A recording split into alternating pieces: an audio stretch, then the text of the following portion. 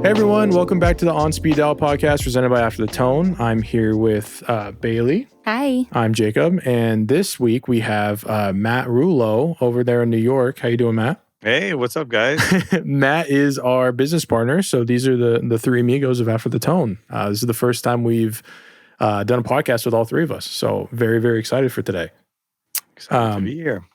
Yeah. So I was thinking for today, we're gonna talk about how we met. Some stories about the business, some lessons we've learned over the last couple of years, and also, get the audience to understand who Matt is, because you are a massive piece of the company. So we want everyone to know a little bit more about you. I guess just to get started, we've talked about this on previous episodes, but After the Tone was born out of Bailey and I getting married in November 2019. Bailey's told it before, but we have, Bailey had this idea of wanting voicemails at our wedding. If you're listening to this podcast, you probably know what an audio guest book is. So I'm not going to go too deep into that. There's obviously, earlier episodes you can listen to. And, and then Bailey left it at that. And I wanted to surprise her by figuring out how to get it done. And at the time, audio guest book wasn't, in the zeitgeist of a common word. So I was Googling anything that I could from my videography days of understanding audio and recording and recorders and trying to find how to convert a phone to a microphone and all this kind of stuff.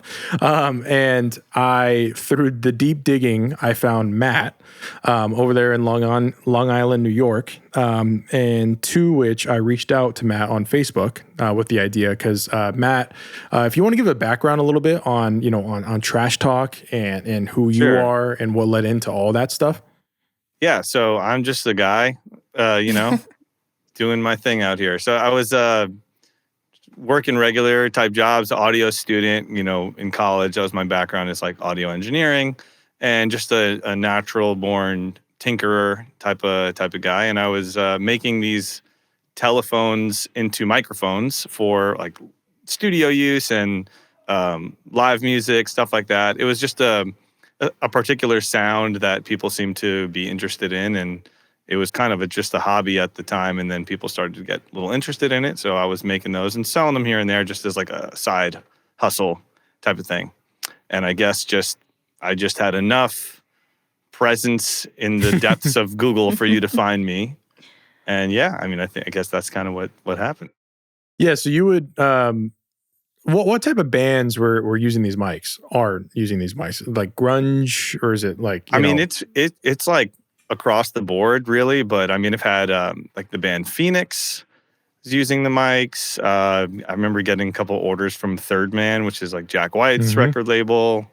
And there's like a pretty long list. But and then like some influencers started using them, like people who are doing like lo-fi type, like ASMR, like ambient type of stuff. That's when it kind of really popped off.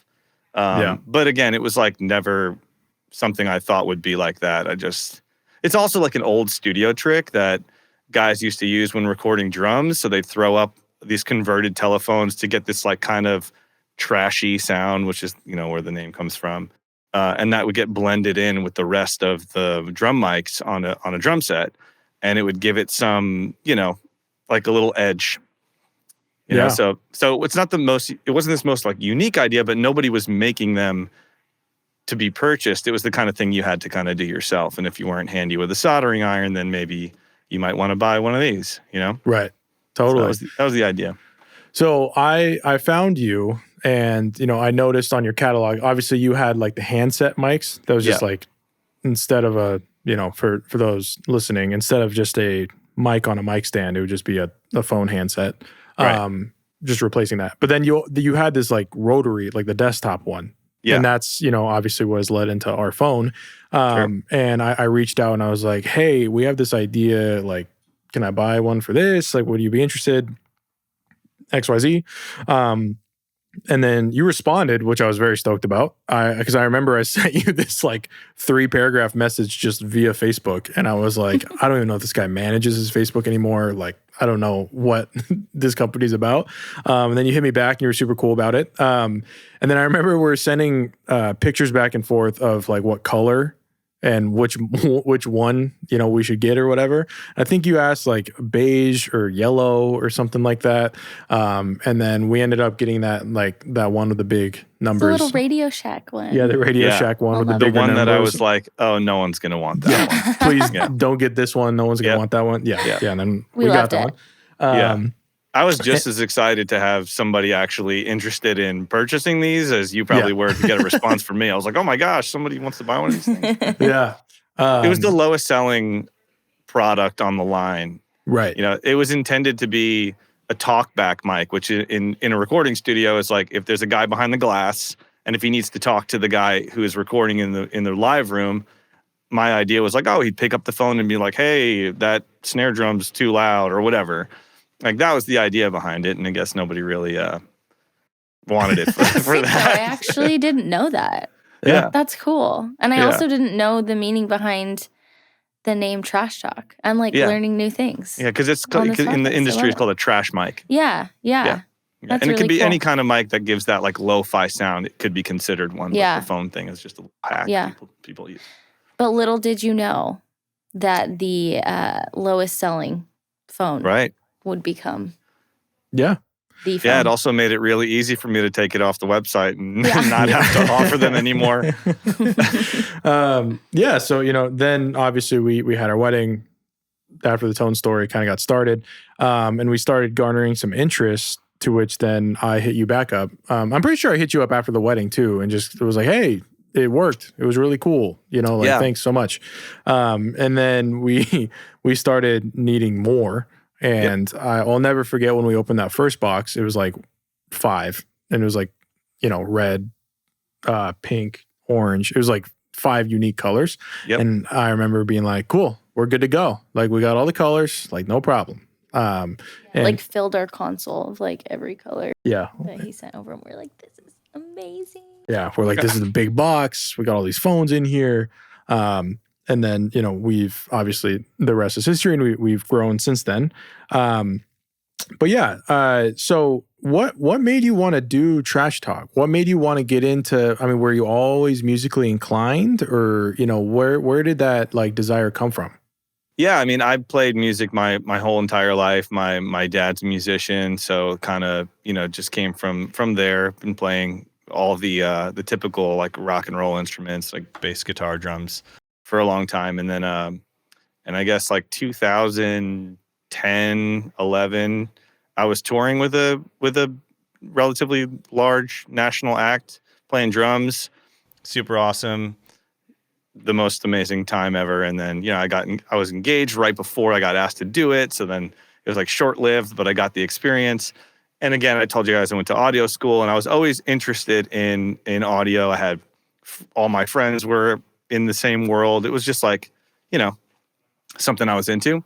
And the idea for the phone thing, it actually came from this drummer that I followed on Instagram. His name is Ash Sohn. He's like a really popular drummer. He's played on like Adele tracks and he's this guy from England. His studio's built inside a windmill. It's amazing.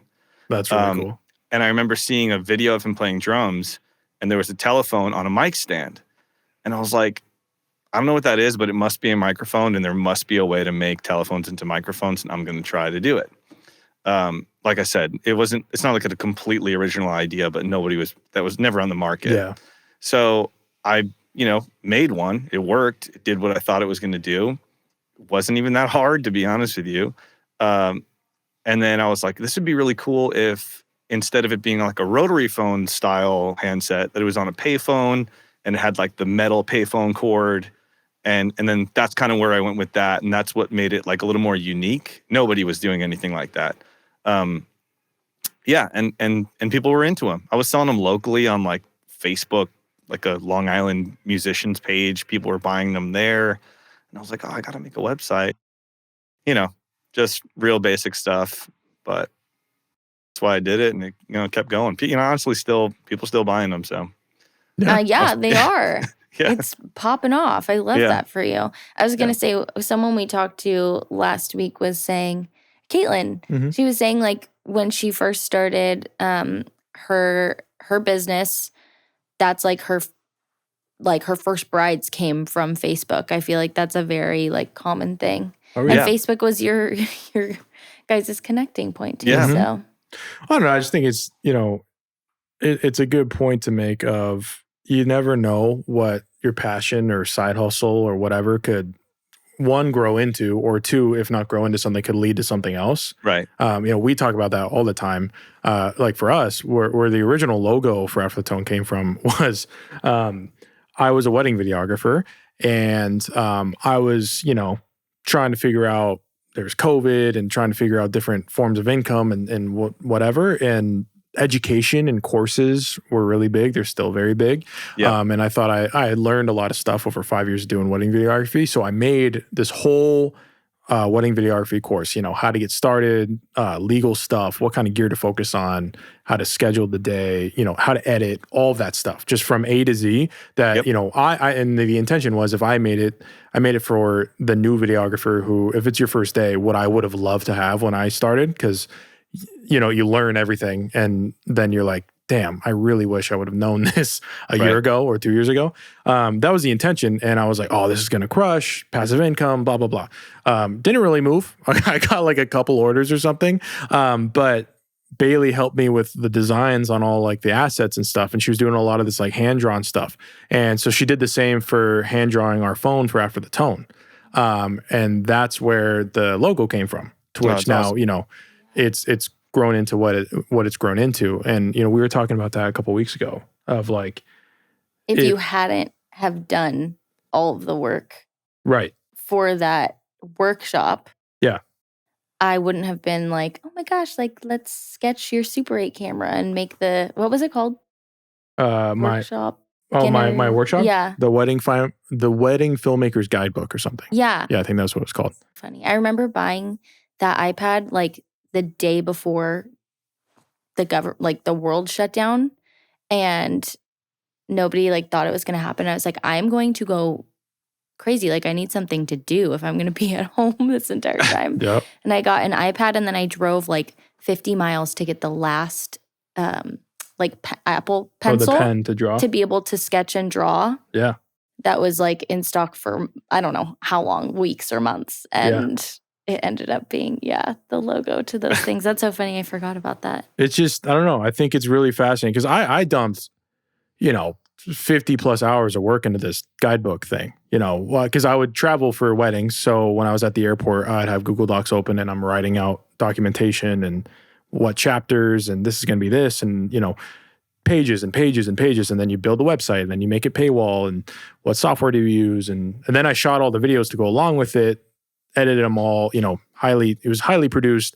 Right. And then it was hard to not feel like it was a waste at the end of it, because it didn't move that much. And then, just by proxy of doing that, Bailey with the iPad stuff, drawing the logo, whatever. And obviously there's a lot more to this, but I just think it's a really interesting thing of life of, we work really hard on things and you have ideas and you're passionate and you want to you think you're going to strike gold or whatever. And then it might not work out in the way that you thought it would, but then either something you did along the way or the lessons you learned or the work you put in leads into some other direction, some other path.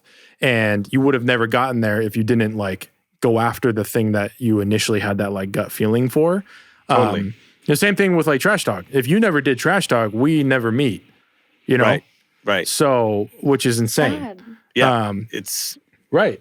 But I just think it's this, I don't know. I think it's a cool thing for people to remember that if you have an idea or something, it might not be $1 billion idea or whatever, but if you have a passion for it, you need to chase it and, put in the work behind it, and you never know what could come from it. Either your thing takes off or you are so focused on one thing, and then again, your path opens up, over here, and then you move to whatever comes from that. So totally. I can't think of any specific examples, but I know that it's a common thing in the product, inventor space, where the intention for a particular product took on a completely different life that was, far greater than, whatever the initial thing was supposed to be.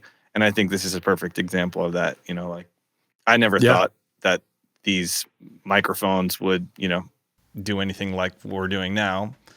Yeah. Yeah. I mean, they've obviously changed over time, but like the initial design of these things got us through, you know, a lot of Right. events. You know, this thing saw a lot of events, a lot of messages. So Right.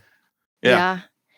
I think I always say this about especially like us all meeting, but with everything that we do, and I think this goes for like a lot of people in life and their journeys, like I'm just a firm believer that nothing happens by accident. Like this all felt like it came together. And obviously, you know, there's hard times, there's hurdles and like things that we've all had to go through together as, you know, building this business. But I think what you guys were talking about, something I really love about you, Matt, you, Jacob, I think we all work together really well because we're always like willing to try.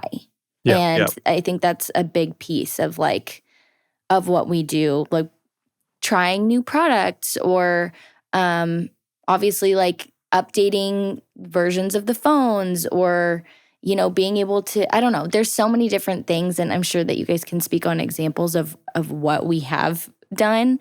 But it takes, I think, a certain kind of person and a certain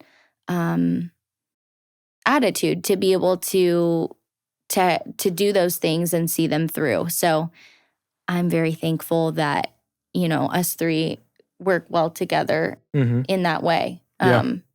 Yeah. And I think, you know, on the personal side, we all have different strengths and weaknesses, and I think they're very complementary, which Yeah. is also very helpful and very lucky. And Yeah. it just, I was talking to Something Borrowed, Lauren, the CEO of them, and, you know, she works with her cousin, and she was saying in a similar way, since they know each other so well, it like speeds up decision making because I know where you're feeling about this. I know how Sure. you're going to react to this thing or, you know, not react to it or whatever. And that can just like help reduce friction or the amount of meetings or calls to resolve things. So I feel like that's been a big strength of ours. But it's also, you know, I think it's required if you want to try to do something different is you have to get comfortable living at the edge of like the unknown just constantly of being willing to try things. You might fall flat on your face or it might turn into something positive or, you know, you just have to like live there because I feel like it's really easy to retreat back to like the center where everything's safe and comfy. But then you never grow. And I just feel like our, you know, one of our superpowers, thankfully so far has been the ability to be willing and okay to be on that forefront of trying stuff and initiatives and launching things and, you know, getting customer feedback and iterating and, you know, doing our best to like look for signals if this is something we should follow or not. And I just think that's really important for, you know, for anyone if you're running a company or trying to be able to get comfortable being uncomfortable. I know it's like a very cliche saying, but like that's where growth comes from. So Totally. yeah, I agree. I mean, also just to piggyback on that, I think like the really unique skill sets of all three of us are incredibly complementary. I could not do all the things that you guys both do. We just, you know, it is a nice fit. And there's also a trust there. So there's, you know, I'm never second guessing like decisions that you guys want to make or vice versa. And, you know, it's nice working with you guys. How about that? Yeah. Yeah, I mean, you know, we definitely got lucky. I wanted to ask you a little bit about that too, because, you know, you're in a unique position. Obviously, Bailey and I are married and, you know, us three are very close now, but like you were and are, you know, in New York, we're in Southern California. How has that been? I mean, we'll probably dive into it a little bit more, but I'm curious to hear it from your side specifically, like growing a business where like your business partners are across the country. I know we have a warehouse in New York now, but like for a long time we didn't, you know, so like everything was kind of located across the country from you. So like, how was that? You know, the reactions, your feelings, walking through things, like what was that experience like? And I think like early on when we're kind of working out of my house, I had to just be so focused on producing as much as I could alone that I didn't have much time to, you know, even feel like I was on an island because it's just me and you guys are all over there. And so there wasn't much of that. And I think if I was there, I'm the kind of person who just like, I want to be involved in everything, and I shouldn't be. You know what I mean? So it's like it's almost better that I'm over here because I could focus on what needs to be focused on, what what I'm best at, and I could just too many cooks type of thing. Yeah. Yeah. I love getting to visit and seeing everybody and and spending time in the office and all that stuff. But I think it worked out, for the best this way. I can kind of just, dial into what needs to be done here and not have any distractions or even like our vinyl side. Like that stuff's so interesting to me. I would have no choice but to try to insert myself into that department if I was there. And I need to be here. You know what I mean? Yeah. So it's got its pros and cons. And I think just like the fact that we have, a bi-coastal business and an amazing warehouse here with a ton of space, I think it's a net positive thing. Yeah. Although I'd love to see you guys more, but But it is crazy. Like we went like over a year without meeting each other in person, right? Or Yeah. 2? Not to. I think I came to you guys in like November of 2021. Does Yeah. that make sense? Yeah, remember he came out and we met, Yeah. do our And he deals. helped build the phone booth and Yeah. Yeah. Into the Yeah, wee it's hours. crazy to think about. Yeah. And that's, that's the other crazy thing is like the amount of trust that like is required. Like I Yeah. remember when we were figuring out our business deals and all that stuff and, getting lawyers involved and all that and early days, like because we didn't know each other and Yeah. we're trying to figure out how this is fair to everybody and trust or whatever. And I remember like lawyers being like, you don't know this guy. He's trying to scam you. Like, you don't know him. Like, Yep. don't trust him. And we had to tell like our lawyers like, hey, I really like this guy. And I don't think he's conniving or scheming anything. I think we're just across the country. I think that's like the Totally. situation here, Well, and the same could go on from like Right. your perspective too, being like, who are these people? Oh, it Like, was. And not starting because a of any business. interactions that I had with you, but just because of what people were like saying in my ear. Yeah. You know, Yes. and it was the most stressful part of this whole thing, even though we've been I through agree. like tons of stuff, was that like, those negotiations or whatever. And where I'm like, I feel like my gut is right about Yeah. these people, but my lawyer and, everyone is like, oh, dude, you shouldn't this or that or that. I'm like, I feel pretty good about all this, Yeah. Yeah. And, this is also my first go at anything like this. I've never had business partners. I've never had to sign contracts or sit with a lawyer and all that stuff. And I'm just Yeah. sort of like on the phone pretending like I know the lingo and I know the way this goes, but Yeah. I'm just like regurgitating what other people are telling me, to be perfectly honest with you. Yeah. But it worked out. And I really liked my lawyer. He was a really nice guy. I think, we landed in a great spot. We did. Yeah. Couldn't that be happier. part's same. But that part is hard. I feel like that goes with like so many things in life. Like there's going to be decisions that you're going to make, and there may be people who like have opinions or disagree or think you should do A, B, and C. And at the end of the day, like you do, we value other people's opinions and like, we listen to things, but at the end of the day, you're going to go with your gut. You're going to make that decision, for yourself. But sometimes it can be distracting too. Yeah, I think we could do a whole episode on just like your gut, Like Yeah. I just think it's such I know a lot of people talk about it, but that was one of my first examples. I mean, us getting married was another one of like, well, you guys are too young and blah, and life and this Right. and that or whatever. And that was an example, obviously on the personal side of like, no, this is like my gut feeling and where my heart's at and we're going to do this. And then when it comes to like business, it's the same thing. And business is really scary because, relationships, you can just break up, move on, like find someone else, like whatever. But like when you talk about business, there's money involved and, Right. and, you're getting cheated out of a deal and, all these like things get so crazy so fast. Yep. And that was one of, I'm to be honest, I'm kind of thankful we like went through that because it taught me a ton about trusting your gut and being able to like have voices in, your ear, whether it's, your spouse or, a very close friend or someone that you can trust. And Yep. everything else it's it's this ability of learning like discernment and knowing like what voices to pay attention to. Again, like what Bailey said, listen to the advice or like listen to like what people are saying. But then at the end of the day, like making the call that you know in your gut that you want to make. And then you just, if you're able to stand on that at the end of like, you know, when you die, if I can just answer and say, hey, I have a clean conscience, I trusted my gut, like that was the move I wanted to make.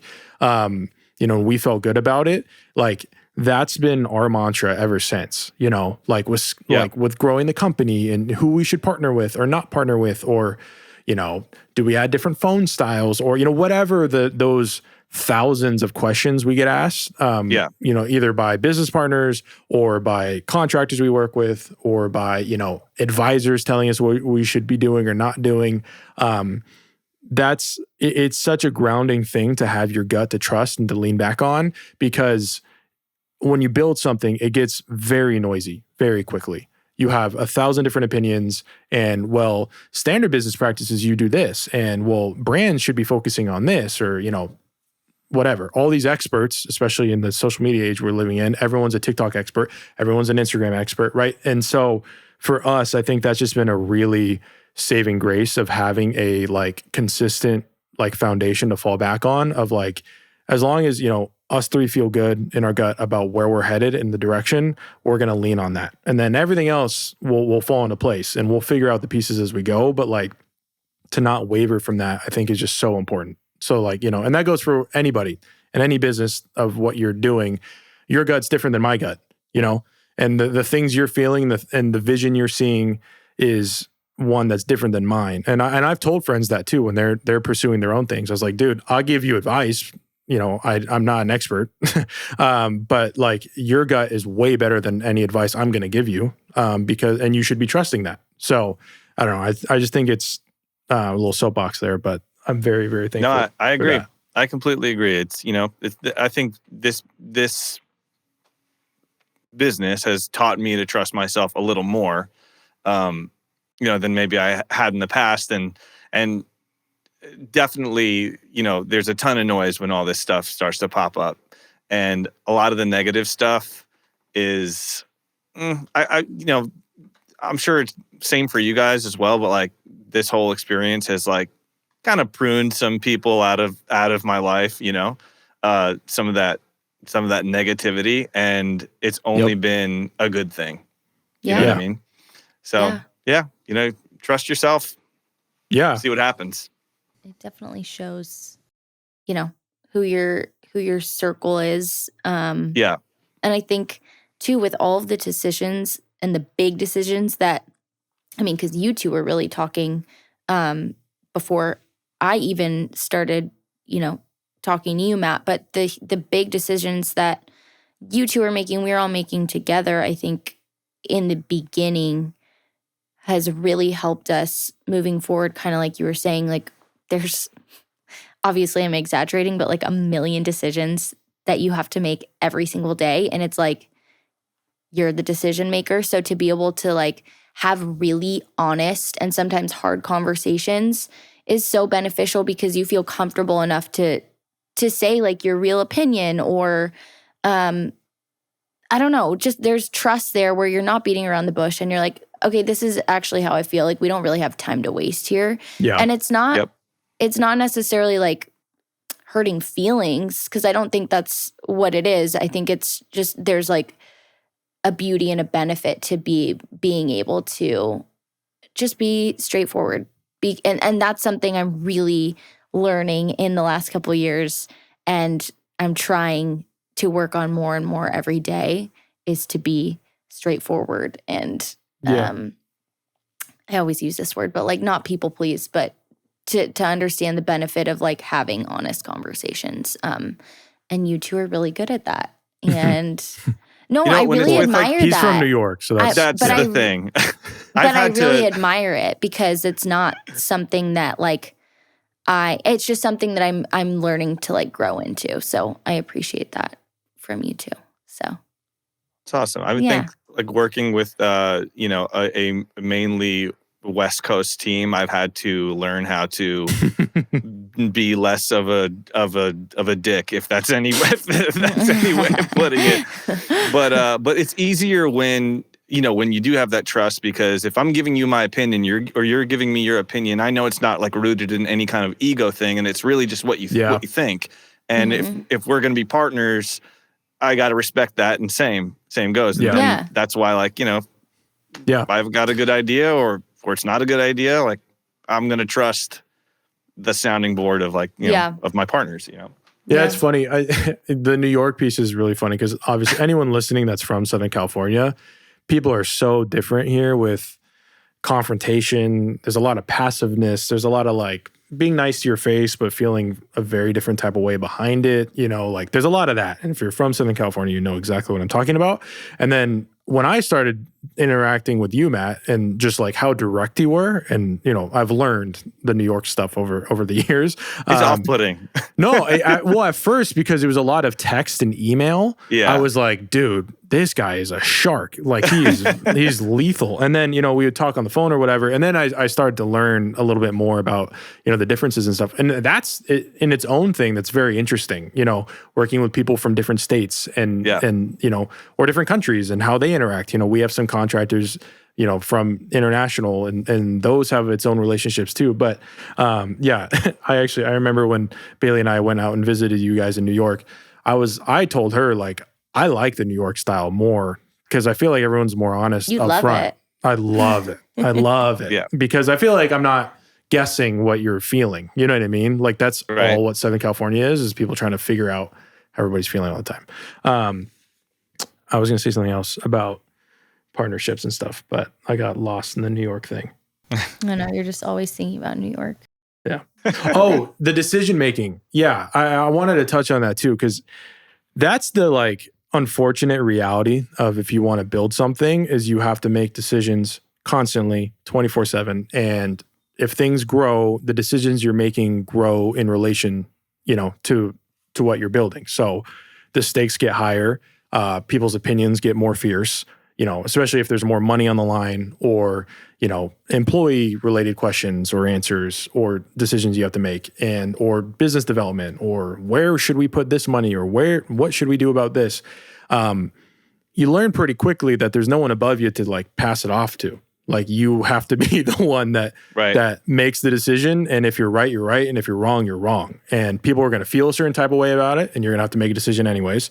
And you might be totally wrong, but you have to make a decision about it anyways. I think like that's been the thing we've learned is like a lot of people, me too, personally, like it can be hard for me to make decisions because you don't want to be wrong or, very humbling. Yeah. And it's painful. Right? Like to like what Bailey was saying was if there's a hard decision to make, you have to put everything out there in order, or that's what we do at least, like between us three of knowing where we're feeling about it. And then we make that decision.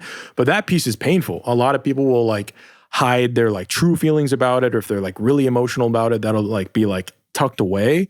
But then that prevents you from making a decision. Because you're just like, you're not being honest. And I think it goes to what you were saying about like the pruning piece of like getting negative energy out of your life. I think that completely coincides with you trusting yourself more because it's a really refining process of as you do in life, as you like lean into yourself, try to be more of like your true self, that naturally refines you and pushes you away from people you previously, were connected to, but it might not be reflecting, your true self in that way, you know? Yep. So like we've felt the same way too. We've had new people come in and old people go out and the whole gamut. But yeah. Or just like outside things that are thrown at you every single day. You like, I'm sure you two feel the same way or similarly. I've had to build a lot thicker skin in the last 3 years that like maybe things that would have set me off and like for days, like would be, upset about or just like feeling certain ways about it. Now it's like, okay, I can have like my moment and now there's still things that need to be done and decisions that need to be made. And that's how we're going to keep going and how we're going to keep growing. But yeah, and interesting. I like most people probably used to really try to focus on making like the 100% accurate A+ decision on something. And the painful part is there's a lot of decisions that come your way that don't have a clear yes or no. It's, you're choosing a path no matter which direction you go. You know, it might be B minus one way, B plus the other way. And it's like, you're not going to get that 100% like black and white. That's the right decision. That's the wrong decision. There's so many, to be honest, almost no decision is like that. Those ones I love because they're very easy. The rest of them, you can argue yourself into either way. And then, so what I've had to learn is to try to not focus on being like trying to get that A plus out of that decision, but just trying to rest on, again, if it aligns with, you know, you, Bailey, and I, like our gut, where we want to go, if we can have a clean conscience about it, and if we think with the resources available to us, it was the best decision to make, that's the one we make. Yep. And then we live with whatever comes with that decision. You know, Sure. If we overpaid on something, or, you know, if we hired the wrong person, or if we put out the wrong video, or, you know, whatever that thing is, we rest on that. That's just, you know, that's reality. But like adjusting to that has been really tough, because you grow up and, you know, you try to formulate your life on making like the right call on everything. And then you just learn that that's not even close to reality. You got to just make a decision, and to Bailey's point, keep moving. Like that's the most important thing, because the moment you stop moving, you're not making any more decisions, which means you're just stagnating. So analysis paralysis. Yeah. Right? Yeah. Like sometimes finished is better than perfect. Mm-hmm. I would argue almost every time that's better, you know, because I, you know, if you make one decision a week, that's 4 a month.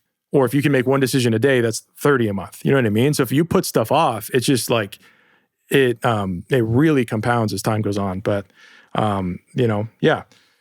Anyways, a little rant about decisions. We should hear some story times. Yeah.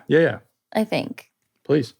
No, I just, from Matt's perspective, like I know that there's been some fun journeys in finding and sourcing phones, and I don't know. I'm sure you have some stories that you'd like to. Yeah, I tell mean, us we can talk like one of the funniest stories over the years through your escapades specifically. You know, whether it's phones or, you know, whatever. We'd love to hear it.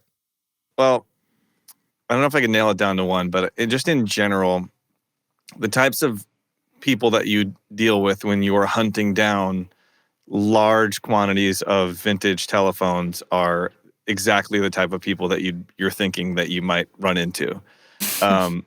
You know, this is one guy who is the sweetest man on earth. His name is, and he has been extremely helpful in, I mean, just like helping us figure some of this stuff out. Not necessarily like providing things that we've needed, but just like pointing, you know, a 30-something-year-old guy in the right direction to figure out how to learn about these phones from the 50s. You know what I mean? And just not a gatekeeper, just a wealth of information. He's been amazing. And then there's other people that are, you know, we had some moments where like, just for, you know, just to go back a bit, initially we were sourcing vintage telephones that were in as good a shape as possible, because that's what we were sending out to our clients. So, you know, colors of these phones vary, and some of the more unique colors that people were requesting were like a lot harder to find. And something that is funny is like somebody sent me an article a while ago, like after we had bought up so many phones on eBay or wherever they were. And it was an article. Don't even ask me why this article was written, but it was like, rotary phones have gone up in price like 500% in the last like couple of years. Yep. And I was like, there is no way that we're not the only ones who have driven that price up. Because like the way eBay works is like, you buy something for $10, the next person who goes to sell it is looking at the completed listing and seeing how much it went for. And then maybe they're selling it for 15, and now you bought it for 15. Now that, you know, just and on and on and on. So like the prices were just going up and up and up, and we had no choice but to pay it because we needed these phones. So at some point you're like, all right, we got to figure this out. You know, I had one guy who was like, I can get you, I'm not going to say his name, but there was this one gentleman who swore that if we gave him a large sum of money at the time, he would take a truck and go around the country and come back with everything we needed, and we just give him a list of it. And he didn't really come through on that. I mean, we got some stuff, and then things that get shipped here and we open it up and they're not perfect or they're cracked or whatever. It's not like he can just be like, I'm going to return this and get better stuff, because you just got to make it work with what we have, until we finally figured out that the phone companies were painting these phones to make them look exactly how, they wanted them to. So if they needed a run of pink phones, they had whatever color, scruffy phones they had, and they could just make them look brand new. And I was like, yeah, maybe we could do that. And then we wound up finding another source of guy who had quite a few phones, and that's kind of where we landed with all that. But I guess it's not really a funny story. It's just figuring this all out has been so crazy, and I think we've been through so many different. Okay, I got the guy, and this is going to be the one who gets us these, and just having to make these changes over and over again, and so quickly too. But I don't know. It's been a ride.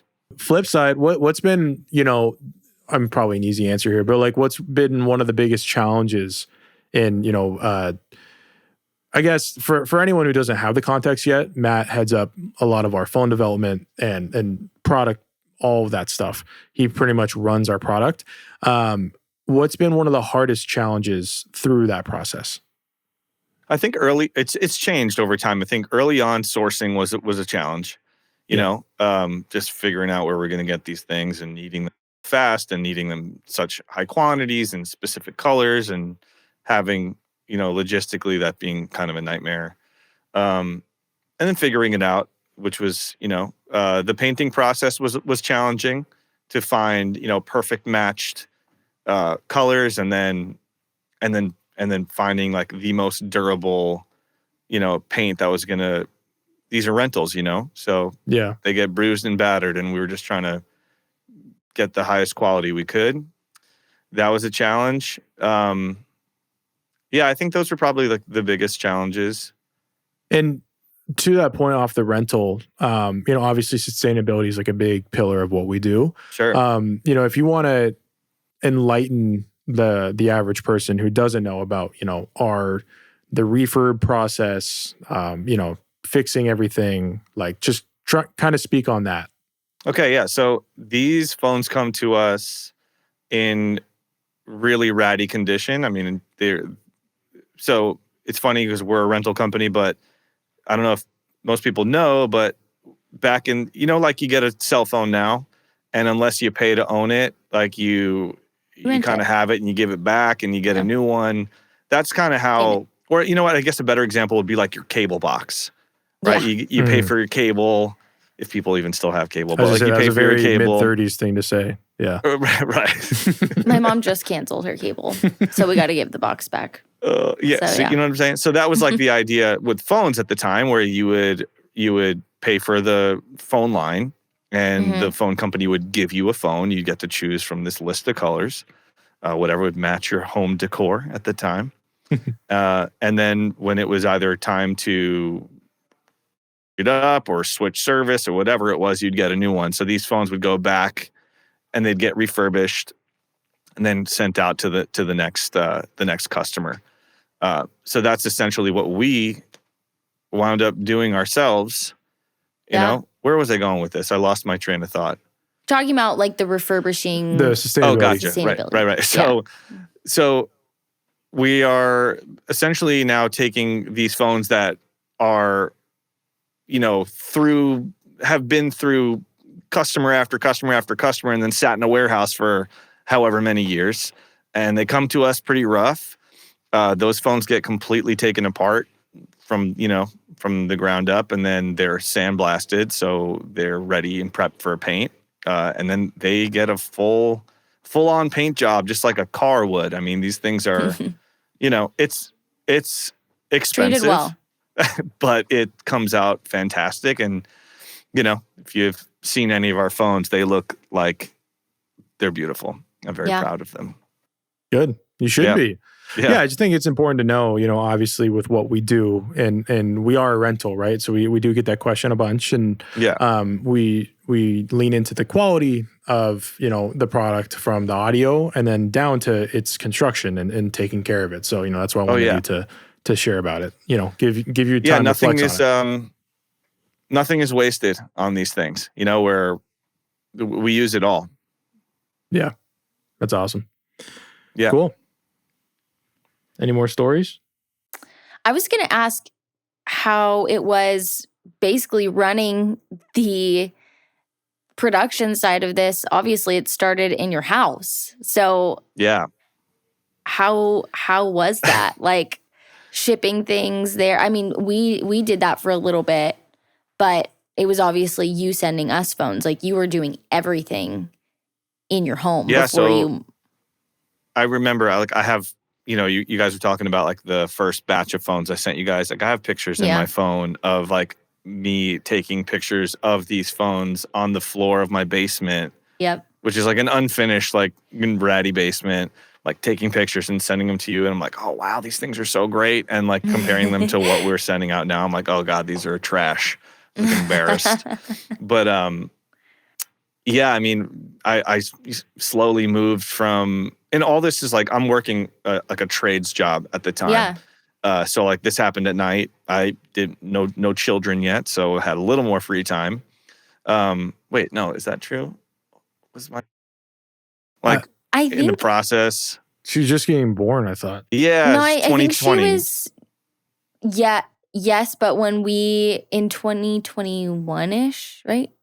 When we started like really asking and like sending phones back. I Yes, think she was okay. almost 1. She was Yeah. about to turn 1. Yeah, she liked to Yeah. play with the phones as I was. Yeah, Yeah. I remember that. Yeah. Yeah. Cutest thing So ever. we moved from like the basement up into a room that I had was like a little recording studio that I very quickly lost and turned into a little workshop where we were making these phones, packaging them. I had this like little Volkswagen Cabriolet, like a little convertible, and I'd throw like these giant boxes of phones and go straight to UPS, drop them off and send them to you guys. And I remember every time the phones were done, I'd bring them from the upstairs down to my kitchen table, like line them up on the Oh my kitchen table, gosh. send you guys a picture. Like, this is what's coming this week. It was Yep, like so I remember silly. those pictures.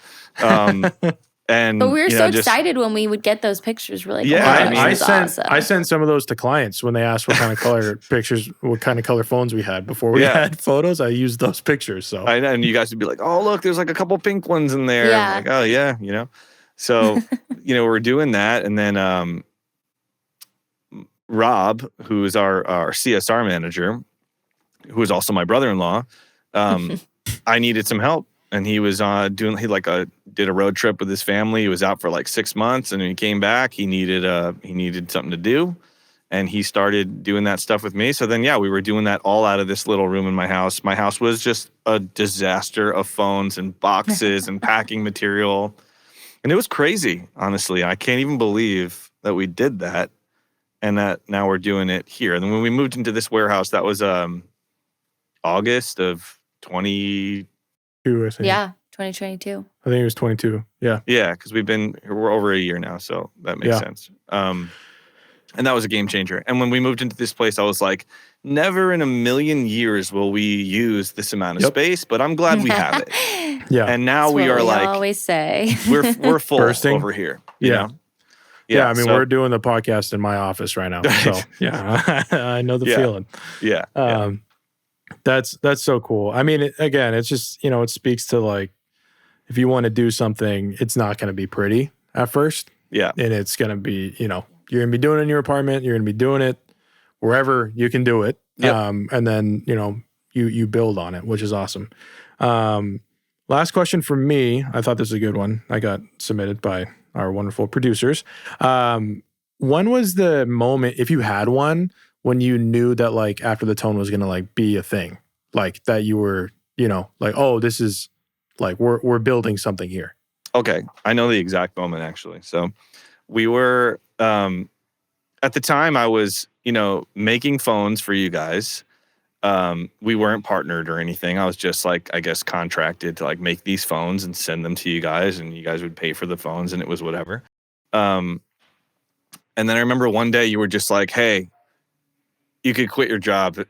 And you like told me that like it was safe to do that. Because I remember there were like times where you guys needed so many phones that I had to like take off of work to like actually get them done. And you were like, oh, we'll cover your day. Like just do it. And I was like, okay, like I'd much rather do this than crawl Yeah. around in basements and attics installing, whatever. And then I remember when you told me that, I was like, okay, sick. I'm going to do that tomorrow.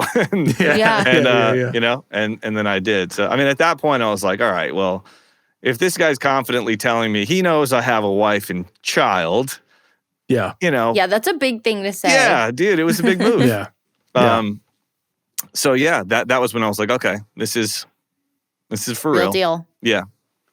That's awesome. Yeah. I remember that. I remember telling you. I remember how like I was trying to scheme. I was like, dude, okay, we'll cover his day off, or can I get him 3 days or something? I just remember like, because obviously you're like, dude, I'm not giving up my job here if we don't have anything. Yeah. Like, Right. What are you asking me? I'm married and I have a child. Right. So that was a big move. Yeah, I remember that was pretty scary. But Yeah.